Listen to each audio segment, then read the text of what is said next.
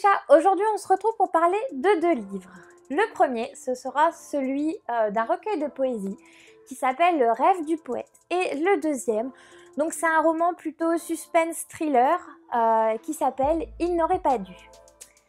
N'oubliez pas, comme d'habitude, de vous abonner à ma chaîne, de cliquer sur la petite cloche pour avoir les notifications des prochaines vidéos, puisque comme vous le savez, je tourne tous les lundis une vidéo de livres et j'essaye entre deux le mercredi de vous donner une vidéo autre que de lecture, donc que ce soit sur un unboxing, présentation de marque-page, etc. Ce que j'ai envie de partager avec vous.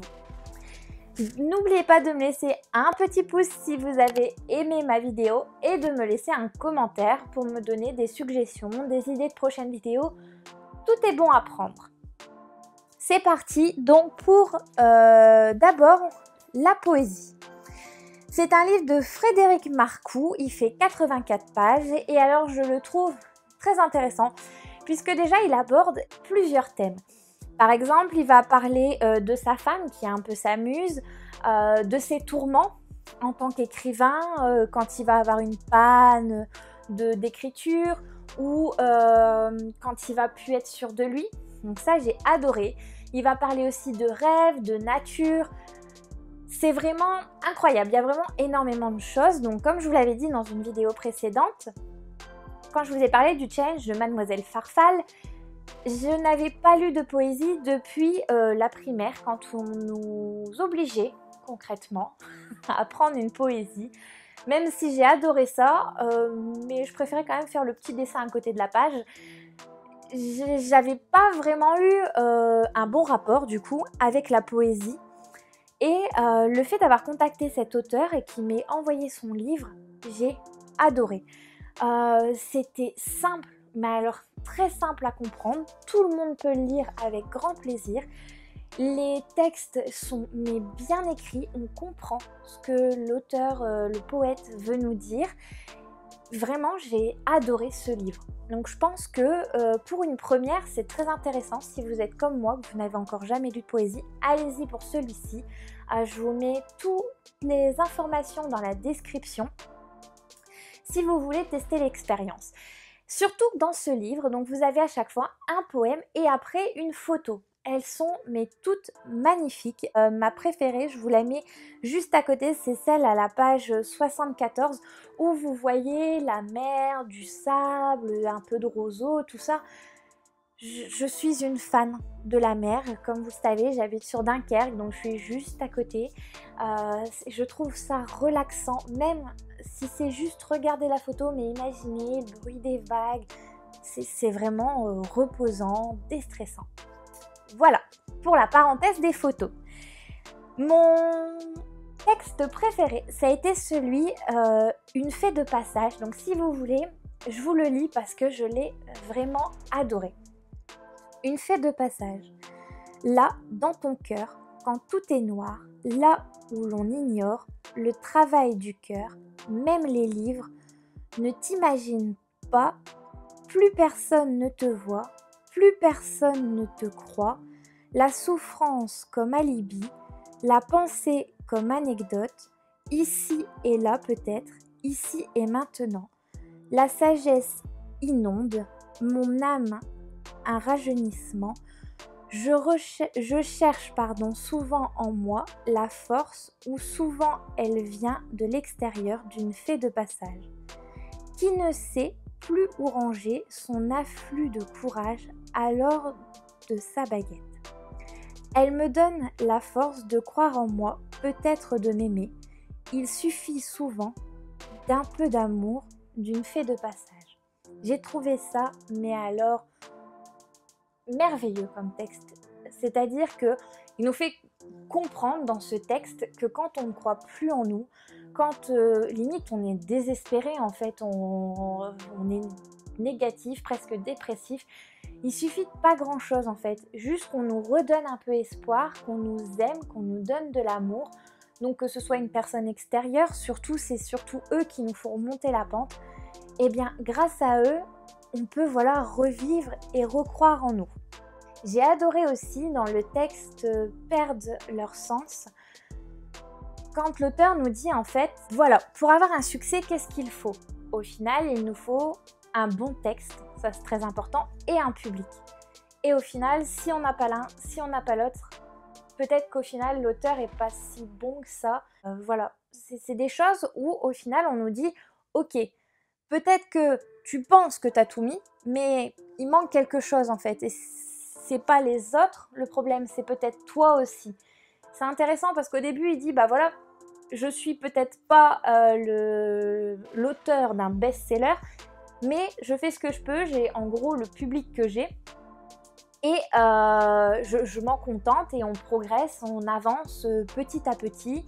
L'oiseau fait son nid. Voilà, on n'est pas Guillaume Musso d'un coup de baguette magique ou Marc Lévy, pour citer que, qui sont quand même les plus gros vendeurs de livres. J'ai trouvé ça très intéressant ce qu'il a écrit. Je pense que je vais me replonger du coup dans la poésie parce que c'était très beau. De mon côté, j'ai juste eu une petite déception puisque je pensais, dans mes souvenirs, que pour que ce soit une poésie, il y ait des figures de style, etc., des répétitions, des rimes, puisque souvent on dit tu fais de la poésie, t'es poète puisque tu fais des rimes. Et là, pas vraiment, il n'y avait pas beaucoup de... Enfin, il n'y avait même quasiment pas de rimes, donc c'est plus de la prose. Voilà, on peut... Si vous vous attendez comme moi à avoir des rimes, vous en aurez quasiment pas. Donc voilà, mais en tout cas c'était très très beau, je suis vraiment heureuse d'avoir lu ce livre et bien sûr je l'intègre au challenge de Mademoiselle Farfalle dans la catégorie 55. Donc comme d'habitude je vous mets le lien de Mademoiselle Farfalle dans la description si vous voulez participer vous aussi au challenge. Comme c'était un livre en format e-book, je vous mets à côté donc la couverture parce qu'elle est magnifique et je vous ai partagé aussi donc la photo que j'ai adorée. Voilà, c'était une petite façon à moi de vous présenter ce livre. Et si vous avez des questions, n'hésitez pas surtout dans les commentaires, avec un grand plaisir, je vais y répondre, ou sur Instagram ou sur Facebook, comme vous le souhaitez. Donc pour ce livre, pareil, c'est un livre en format e-book, donc du coup, pour la couverture, comme d'habitude, je vous la mets juste à côté de moi. C'est Il n'aurait pas dû de Keitel Curcio. Vraiment désolée si j'écorche le nom de l'auteur. Revenons au roman. C'est un livre qui fait 150 pages. Nous allons faire la rencontre de 5 amis qui vont un peu en avoir marre de leur vie pour une partie. Il y en a qui vont pas être d'accord mais qui vont suivre un peu comme des petits moutons. Et ils vont écrire une lettre à leurs parents et leur dire voilà, on est désolé, mais on voulait faire une expérience et revenir plus mature de celle-ci. Donc ils vont expliquer que pendant 12 mois, ils vont quitter leur famille pour pouvoir un peu mûrir et devenir un peu plus débrouillards et autonomes. Le souci, c'est que 18 mois plus tard, les parents n'ont toujours pas de nouvelles des enfants. Ils vont être face à un problème puisqu'en fait, les enfants sont majeurs. Donc la police va leur dire on ne peut rien faire pour vous, comme ils sont majeurs, ils vous ont laissé une lettre en disant qu'ils sont partis de leur plein gré.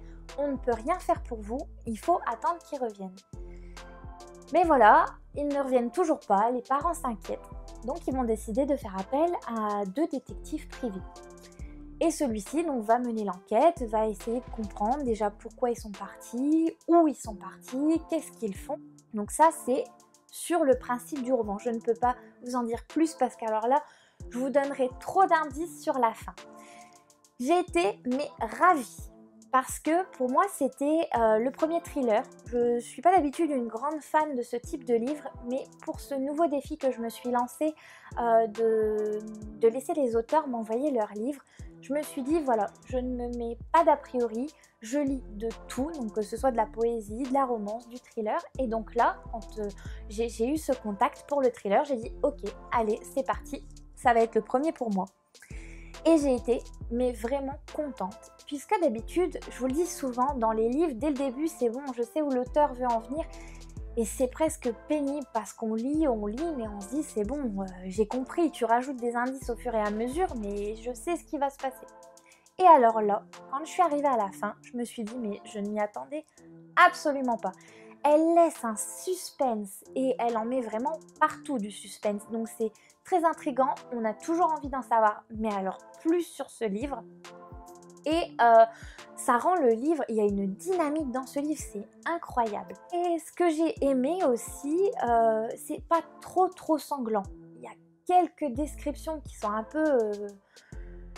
peu dures sur ce livre, mais sinon en soi ça se lit très bien.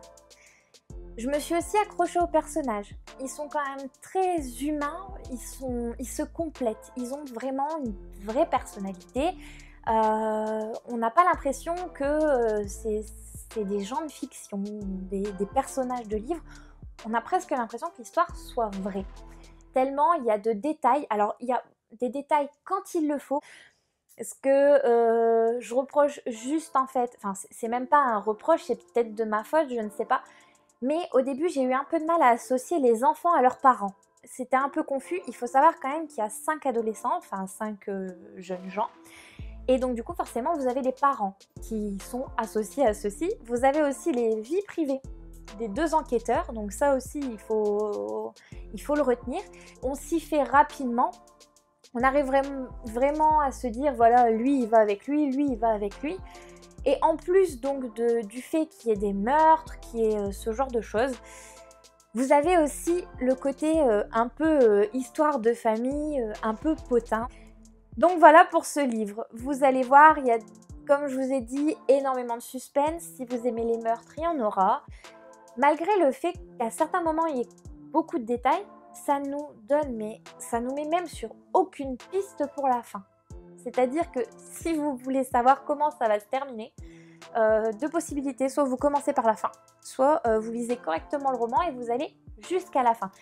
C'était vraiment très intriguant.